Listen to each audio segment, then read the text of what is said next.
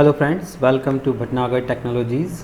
मेरा नाम है गौरव और इस वीडियो में हम देखेंगे एनसिबल प्लेबुक में हैंडलर्स को कैसे यूज़ करते हैं। तो चलिए वीडियो को शुरू करते हैं। अगर आपने इस चैनल को सब्सक्राइब नहीं किया है तो चैनल को सब्सक्राइब कर दें और बेल आइकन को भी प्रेस कर दें। सबसे पहले हम देखते हैं कि एनसिबल के अंदर जो हैंडलर्स हम यूज़ करेंगे प्लेबुक को लिखने के लिए, तो प्लेबुक में हैंडलर्स का आखिर होता क्या है। हैंडलर्स बिल्कुल टास्क की तरह ही होते हैं, लेकिन ये तभी रन करते हैं जब भी किसी दूसरे टास्क के थ्रू कॉल किए जाते हैं। हैंडलर्स एक तरह का स्पेशल टास्क है जो कि आप तभी एग्जीक्यूट करवाते हैं जब हमारी प्लेबुक के अंदर नोटिफाइड डायरेक्टिव हमने यूज़ किया हो।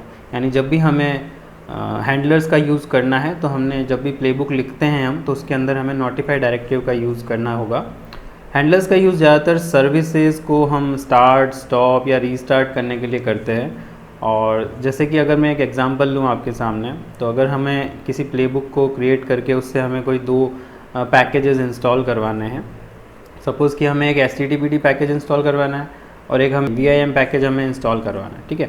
तो अगर मैं इस एनसिबल प्लेबुक को रन करता हूँ तो वो पहले टास्क में क्या करेगा, HTTPD को इंस्टॉल करेगा और दूसरे टास्क में वो VIM पैकेज को इंस्टॉल करेगा। तो यहाँ पर HTTPD और VIM में कोई भी एक दूसरे के ऊपर डिपेंड नहीं है। अगर वो HTTPD अगर किसी कारण से फेल भी हो जाता है तो VIM इंस्टॉल हो जाएगा, और VIM किसी कारण से फेल हो जाता है और HTTPD इंस्टॉल हो जाता है तो भी पहले का दूसरे के पर और दूसरे का पहले पर कोई भी फ़र्क नहीं पड़ने वाला है। और इसी की जगह अगर मैं एक एग्जांपल लेता हूँ कि अगर मैं पहले टास्क में HTTPD पैकेज को इंस्टॉल करवा रहा हूँ और दूसरे टास्क में मैं HTTPD सर्विस को स्टार्ट करवा रहा हूँ, ठीक है। तो अब यहाँ पर जो मेरा दूसरा टास्क है वो पहले टास्क पे डिपेंडेंट है। वो किस तरह से कि जब तक HTTPD पैकेज इंस्टॉल ही नहीं होगा तो उसकी सर्विस कैसे स्टार्ट होगी, ठीक है। तो चलिए इसी को हम एक प्रैक्टिकल करके देखते हैं। एक हम एनसिबल प्लेबुक बनाएंगे और उसके अंदर उसे प्लेबुक को रन करा के देखेंगे। इसके लिए मैंने यहाँ पर आप देख सकते हैं हमारे जो तीनों नोड्स हैं EC2 इंस्टेंस, एक हमारे पास एनसिबल सर्वर है, दो हमारे पास में नोड्स हैं, नोड 1 एंड नोड 2।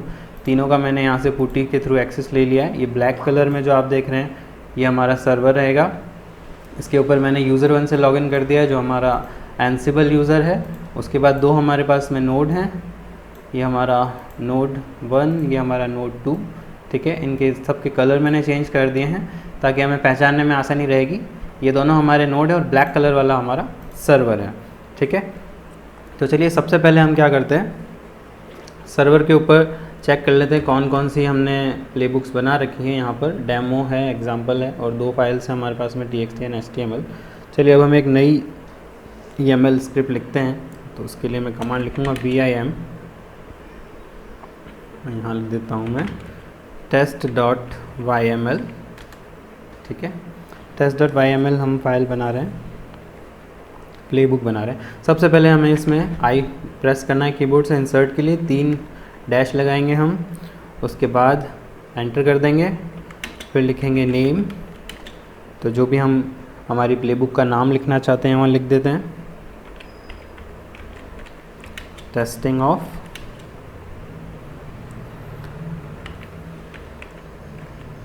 हैंडलर्स, ठीक है। इसके बाद में हम लिखेंगे होस्ट। होस्ट हमारे पास में होस्ट का जो हमारा ग्रुप है सारे ही हम अपने नोट्स के ऊपर इंस्टॉल करना चाहते हैं तो ग्रुप का नाम लिख देंगे, वो है यहाँ पर माई ग्रुप।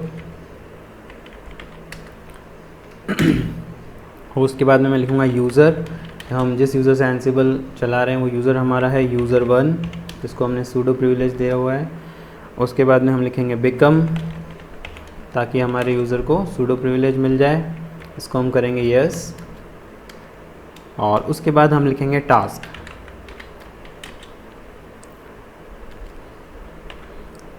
टास्क में हम देते हैं नेम, टास्क का नाम हम रखेंगे, एक मिनट ये थोड़ा, टास्क के बाद एंटर करना था, हाइफन स्पेस नेम, ठीक है। उसके बाद में हम इसका नाम लिख देते हैं इंस्टॉल HTTPD। उसके बाद हमारा मॉड्यूल आ जाएगा, मॉड्यूल है यम, नेम, पैकेज का नाम लिख देते हैं HTTPD, और उसका स्टेट रहेगा लेटेस्ट ठीक है, ताकि इंस्टॉल भी हो जाए और अगर उसका कोई अपडेटेड वर्जन है तो वो उसको अपडेट भी कर देगा। अब यहाँ तक हमने रेगुलरली हमेशा जो हमने प्लेबुक बनाई थी इससे पहले भी, यहाँ तक लिखने के बाद हमें बिल्कुल यम के नीचे जो आपका यहाँ पे यम दिख रहा है इसी के नीचे हमको लिखना है नोटिफाई। इसको आप चेक कर लें, बिल्कुल यम के नीचे होना चाहिए ये, ठीक है। और नोटिफाई के बाद हम कॉलन लगाएंगे और कॉलन लगाने के बाद स्पेस देना है। उसके बाद आपको लिखना है, मैं लिख देता हूँ यहाँ पे रीस्टार्ट HTTPD, ठीक है।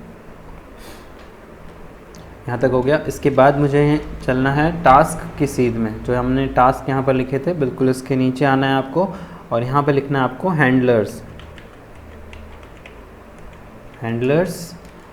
और हैंडलर्स में भी हम लिखते हैं नेम। हैंडलर का नेम हमें वही देना है जो हमने नोटिफाई के अंदर लिखा था, वही हमें हैंडलर के नेम में देना है, रीस्टार्ट HTTPD। उसके बाद हमारा मॉड्यूल आ जाएगा जो है सर्विस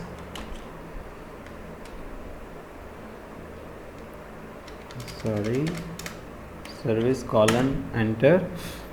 उसके बाद में नेम, मॉड्यूल का नाम, नेम हमारा रहेगा HTTPD। उसके बाद उसका स्टेट रहेगा, रीस्टार्ट करना है हमें सर्विस को, रीस्टार्टेड लिख देंगे यहाँ पर, ठीक है। तो यहाँ पर आपको एक चीज़ ध्यान रखनी होगी कि नोटिफाई में जो भी लिखा है हमने, नोटिफाई के अंदर हमने जो लिखा है, जैसे हमने लिखा रीस्टार्ट HTTPD, तो वही सेम हमें हैंडलर के नेम में भी लिखना पड़ेगा, ठीक है। तभी इस हैंडलर को पता चलेगा कि उसे क्या करना है। और ये जो हमारा हैंडलर है ये किस पे डिपेंडेंट है, इस नोटिफिकेशन पे, यानी रीस्टार्ट HTTPD पे डिपेंडेंट है। यानी कि जब तक ये पहला वाला टास्क नहीं होगा तब तक ये हमारा हैंडलर रन नहीं करेगा, ठीक है। तो इसका मतलब फर्स्ट इसको क्या करना है, HTTPD को इंस्टॉल करना है, उसके बाद इसको क्या करना है, हैंडलर को रन करके और इसकी सर्विस को रीस्टार्ट करना है। चलिए एक बार इसको सेव कर देते हैं, escape WQ। अब मुझे इस फाइल को रन करना है, इस प्लेबुक को मुझे प्ले करना है, तो उसके लिए मैं इसको पहले प्ले कराने से पहले अपने सर्वर के ऊपर चेक कर लेता हूँ कि क्या ये रन करेगी या नहीं, यानी जो इसके अंदर मैंने जो कोड लिखा है वो सही लिखा है नहीं लिखा है। तो उसे चेक करने को हम बोलते हैं ड्राई रन करना। और ड्राई रन करने के लिए जो कमांड है वो सेम उसी तरह से जैसे हम प्लेबुक चलाने के लिए कमांड लिखते हैं, तो हमें लिखना होगा ansible-playbook, उसके बाद में हमारी प्लेबुक का नाम और आगे हमें लिखना होगा हाइफन चेक, CHECK, चेक, और एंटर कर देते हैं। और यहाँ से अभी हमें पता चल जाएगा कि कोई एरर तो नहीं है। तो इसने बता दिया यहाँ पर एरर है लाइन 2:3। फाइल को फिर से ओपन करते हैं vim से और यहाँ पर हम देखेंगे तो हमने यहाँ पर एक स्पेलिंग टास्क की जो लिखी है इसमें S हमने नहीं लगाया, इसको एक बार मैं S लगा देता हूँ। टास्क escape WQ करते हैं हम, फिर से एक बार इसको ड्राई रन करते हैं।